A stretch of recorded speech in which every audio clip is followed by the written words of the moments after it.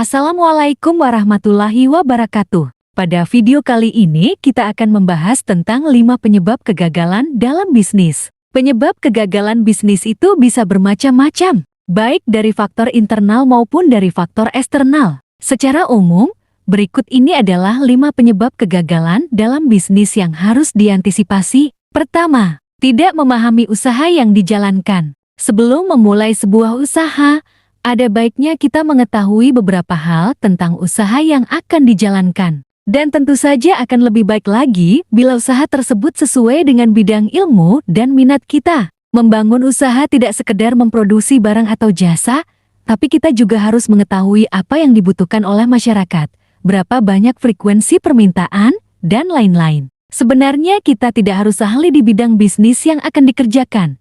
Namun setidaknya kita pernah bekerja sama dengan orang lain dan punya pengalaman di bidang tersebut. Sebagai contoh, seorang yang punya minat dalam dunia kuliner dan pernah bekerja di restoran tentunya akan lebih mudah membangun usaha kuliner ketimbang seseorang yang punya minat dan pengalaman di dunia otomotif. Kedua, menjalankan usaha hanya sekedar iseng atau coba-coba. Menjalankan usaha bukanlah seperti bermain judi yang biasanya dilakukan atas dasar coba-coba dan mencari peruntungan. Walaupun memang ada sebagian orang yang menganggapnya seperti itu, ketika membangun sebuah bisnis, kita harus siap dengan tugas berat yang menguras tenaga dan pikiran. Pada perjalanan bisnis, kemungkinan besar kita akan berhadapan dengan tantangan berat yang harus dilalui. Semua tantangan itu tidak mungkin bisa dilalui bila kita hanya ingin coba-coba atau iseng saja dalam memulai usaha. Sejak awal, sebaiknya kita harus punya niat untuk menjalankan usaha tersebut dengan serius karena bisnis yang sekedar iseng dan coba-coba biasanya akan cepat gulung tikar.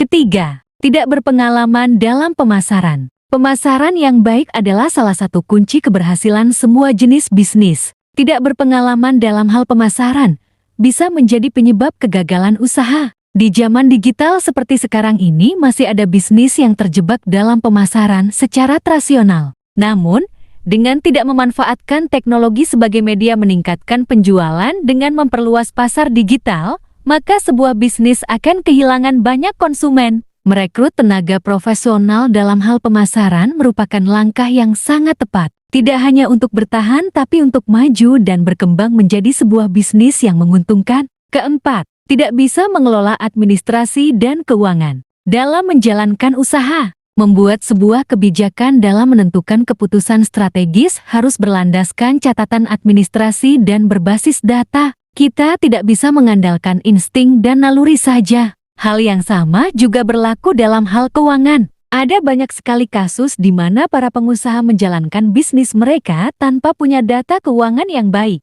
Hal tersebut membuat si pengusaha tidak bisa mengetahui mengkorelasi antara profit, penjualan, dan pengeluaran. Tidak memiliki data akurat dalam hal administrasi dan keuangan akan membuat potensi penyalahgunaan di tingkat bawah bisa terjadi tanpa diketahui oleh si pengusaha. Kelima, tidak fokus pada bisnis yang dijalankan. Konsistensi dan ketekunan merupakan faktor penting dalam menjalankan sebuah usaha yang sukses. Hanya pebisnis yang fokuslah yang bisa berhasil menjalani bisnis mereka. Dengan fokus pada bisnis yang dikerjakan, maka kita akan bisa mengetahui apa saja potensi dan kekurangan pada usaha yang dijalankan. Selanjutnya, tentunya kita bisa lebih mengerti apa yang perlu dilakukan untuk meningkatkan potensi usaha dan memperbaiki kekurangan yang ada pada usaha tersebut. Setelah mengetahui 5 penyebab kegagalan dalam bisnis, kamu bisa mempelajarinya agar usahamu tidak gagal. Memulai usaha baru memiliki tantangan, tetapi dengan mengetahui alasan utama kegagalan saat menjalankan usaha baru di atas paling tidak kamu bisa menghindarinya.